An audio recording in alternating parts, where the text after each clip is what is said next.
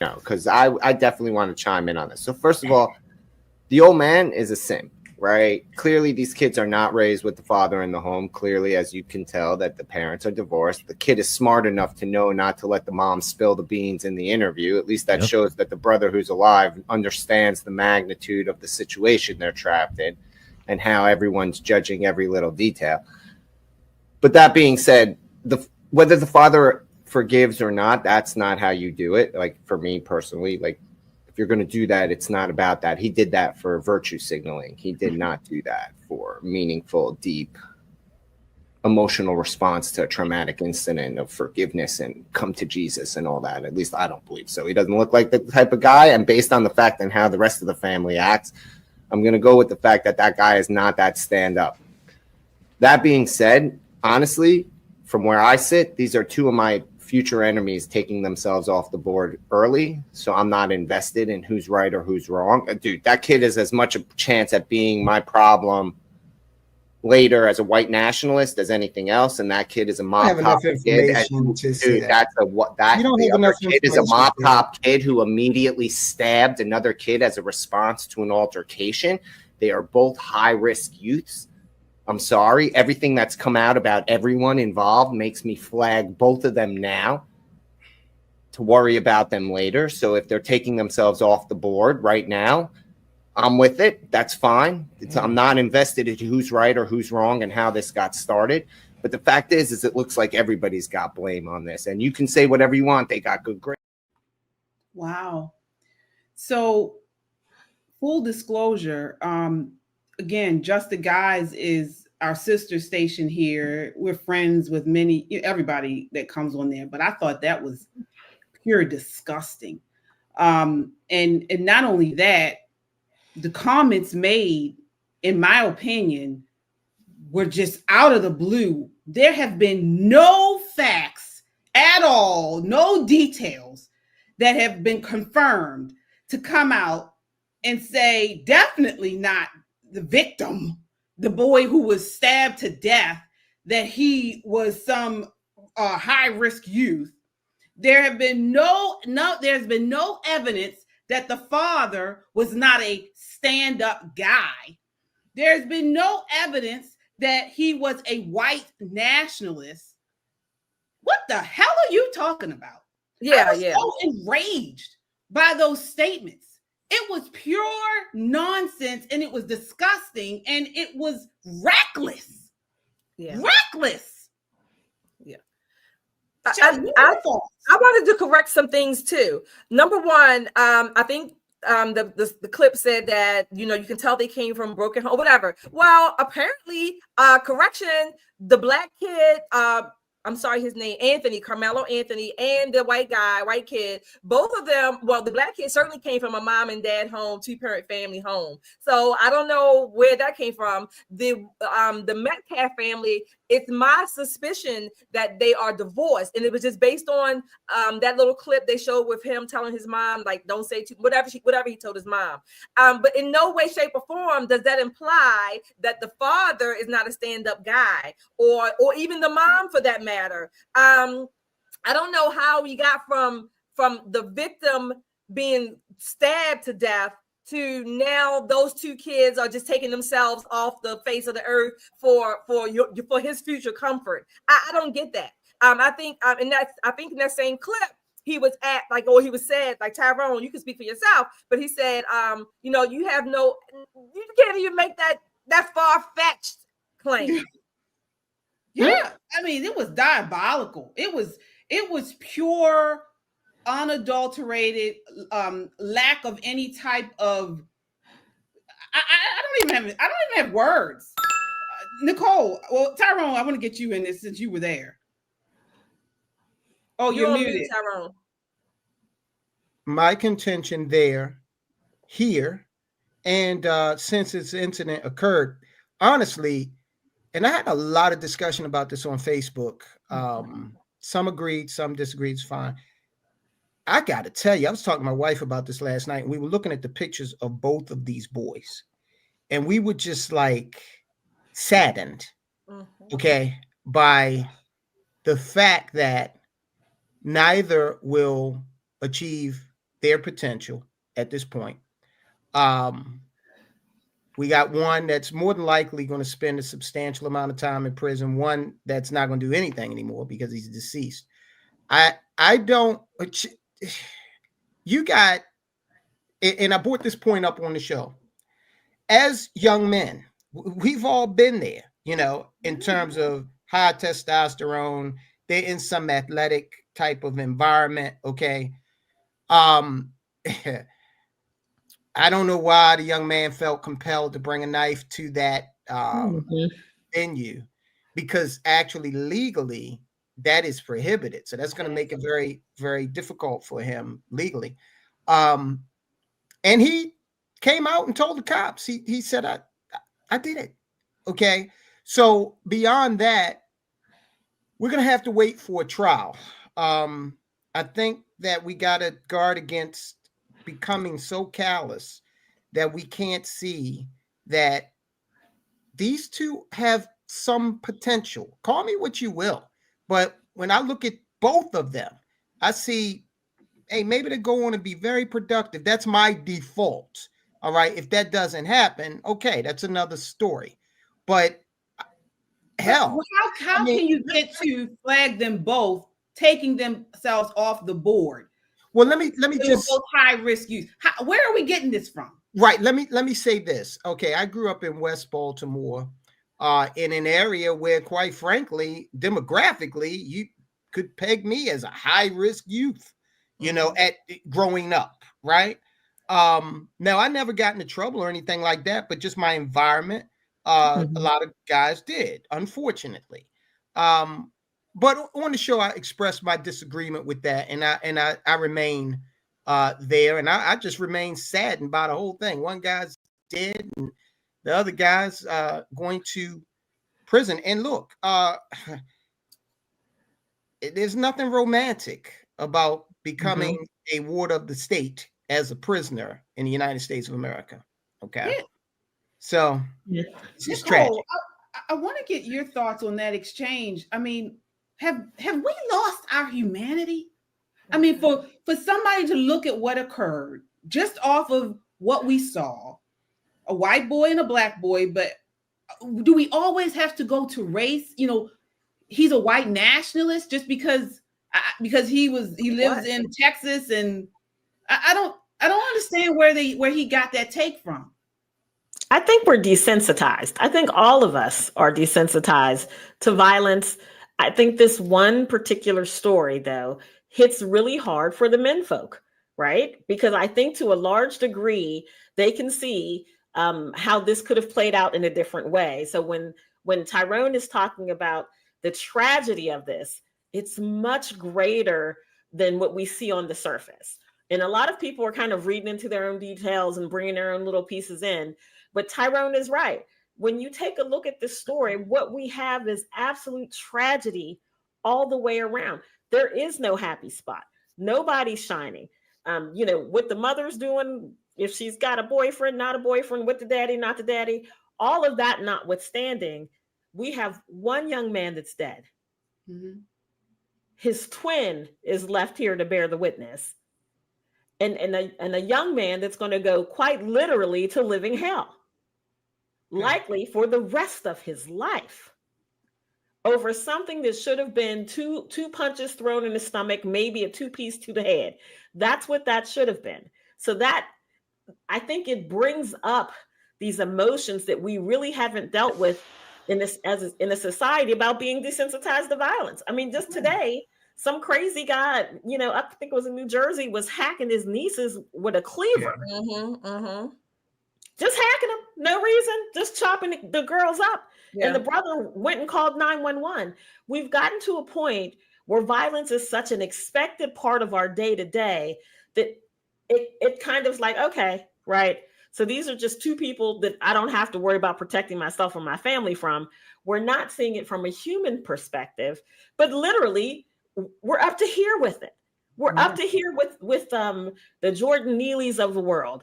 Do you know that they're so mentally ill, their families won't take them in, but love them to death from afar, but they're out here terrorizing the rest of us. And we pretend like we don't see it, and we pretend like it doesn't hurt, and we pretend like we don't feel it. And this is what happens. There'll be one case that brings everybody's emotions bubbling up to the top, and the loss of these two young men. Because trust and believe, the surviving young man, the young man who's alleged to do the stabbing, his life is over too. Oh, It will never Let me be. just, I want to just say this because, you know, again, many of us here are born and raised in Baltimore City, as was I. And I certainly don't look, thanks to the great goodness and grace of God, what I have been through and done in my youth. I was, you know, I was suspended multiple times from high school for fighting. I carried around a knife, but guess what? The knife I carried around had brass knuckles on it, and it opened up into a knife. I know I've been in more fights as a child, as a youth, than you can imagine. Am I proud of it? No. I was arrested for fighting. You know, I have been in fights with weapons and things like that. I thank God that nothing that I did in my youth ended up with the severe injury, because people were injured, but severe injury or even death of someone else. I thank God for it. It's nothing but the goodness of God and the favor over my life that has gotten me out of a lot of situations. So, you know, but so when you see something like this, and, you know, you see young people, again, as we mentioned on Friday, this thing can happen. This has happened all over the place at track meets all over the country. Boys going to be boys. You're in my space. Get up. I just don't understand where we got from looking at that to these are high risk youth, flag them both now, taking themselves off the board now. I don't understand how we got there. I think part of it, I'm like Nicole said, desensitization. I think it's also to a degree, what did I write down here? Sanctimony and self-righteousness. And I think it's a part of self-preservation in that I want to preserve whatever it is right now for me and for my family. And that's all I'm thinking about. And that's fine to think about your family. I'm not saying that. But it's also a sense of protecting yourself so much that you can't even relate and connect with a young person to show that you care. And maybe, just maybe, you can guide that young person, hopefully, on a different path.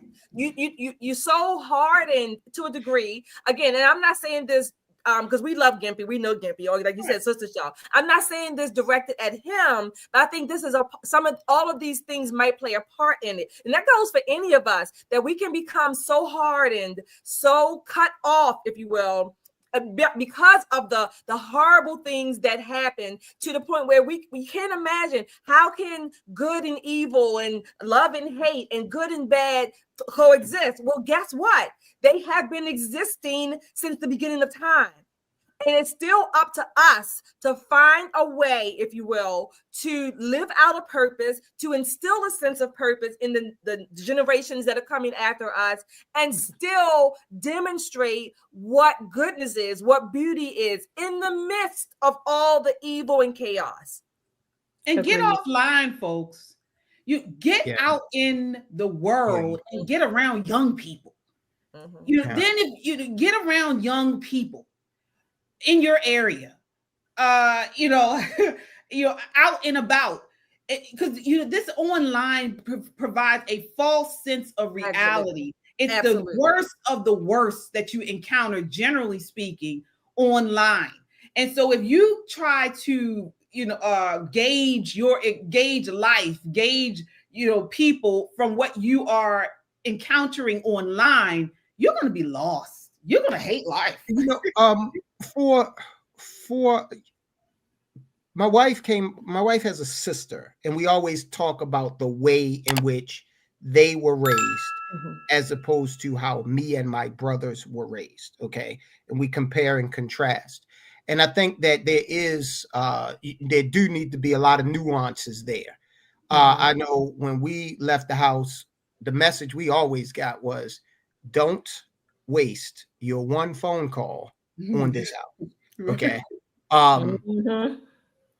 the other thing is, I think young men need to be sat down and made to understand, listen, you've got a variety of choices you're going to make throughout the day.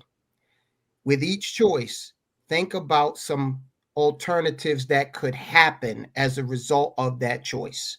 Okay. Run that through your mind in the seconds before you act. So if it's getting in a car drunk, okay, if it's what will happen if I take this knife to this event and someone finds me with it? Or will I be compelled to use this? You know, how would that? I always tell people this because I'm always the designated driver. I drink at home. I don't need to drink outside. But I always tell people, you drink and drive. Well, you go out here and you don't drink, and you're coming home from a venue and you have a fender bender. Okay, that's one thing.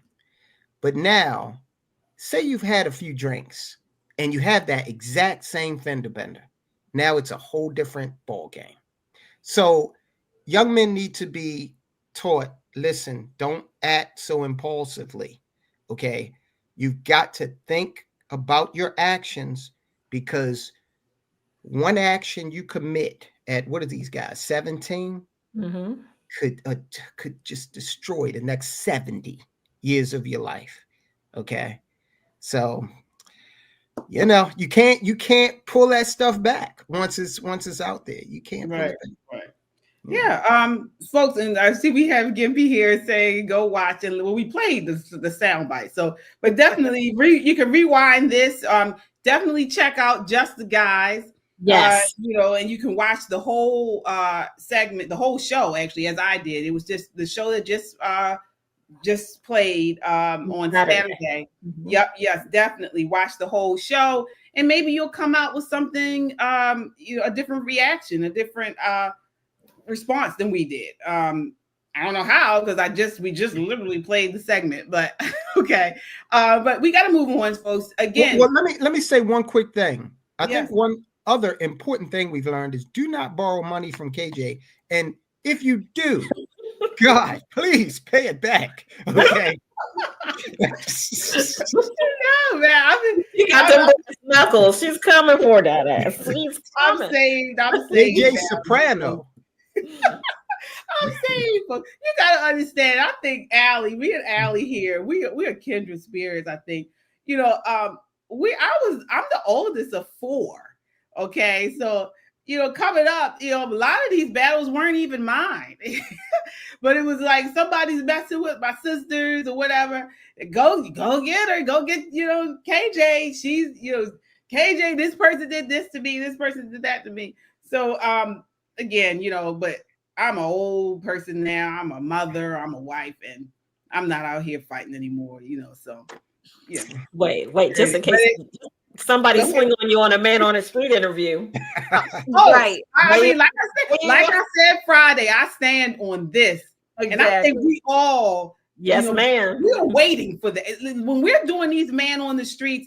I'm not surprised if somebody is gonna haul off and try to hit us or whatever. I'm expecting it. So it's just like we always trying to like do something, you know. I personally would have cut that interview before she got to that. I would have cut it. But thank God for Savannah. As I said, you know, I mean, she's doing the work out there, and she's bringing it to the masses about what's going on in these leftist circles, these leftist spaces. And I thank God for her bravery. And a lot, and even though it feels like so many people are responding to that video, we have somebody a heckler in the chat doing it too, and it feels like a lot of people are maybe negatively responding. We get the pro-life response, and then like we see all these people, the pro-abortion response. I think there are more people than we know or realize that saw it and was like, wow, this woman is off. You know, maybe I should think about my stance on abortion. I never thought about it like that. You know, what Savannah said, you know, this is what I do. Do I feel the same way about killing children in foster care? You know, so I think a lot of people, more people than we think, thought about that, and it may have changed some minds. I think. At least planted a seed. Yeah, absolutely. At least planted the seed. But beyond the content, for people who are new into politics, people who want to do create content where they're talking to people on the street, you have to learn just a little bit of psychology. And when people are starting to escalate, you either need to learn de-escalation techniques where you can just kind of walk them back a bit. 2, you need to stop the interview, say thank you very much, for the information, and go on to the next one. Or 3, learn to throw some hands. Those are your options, and that's just real. You cannot be someone who is in a situation where you cannot use your wit, your words, or your physical body to protect yourself. So it is dangerous when you're talking about incendiary topics with people cold off the street. You don't know what kind of day they're having or any of these kind of things. Sometimes the better course of action is just to walk away from the interview. Yeah. Whatever happened to, like, Tyrone, your parents told you don't waste your one phone call. I mean, I heard that too, right? But whatever happened to just telling, keep your hands to yourself? Yeah. And let somebody put their hands on you. Keep your hand to yourself. Yeah, that's what I was about. Keep your hands to yourself. Oh my gosh. So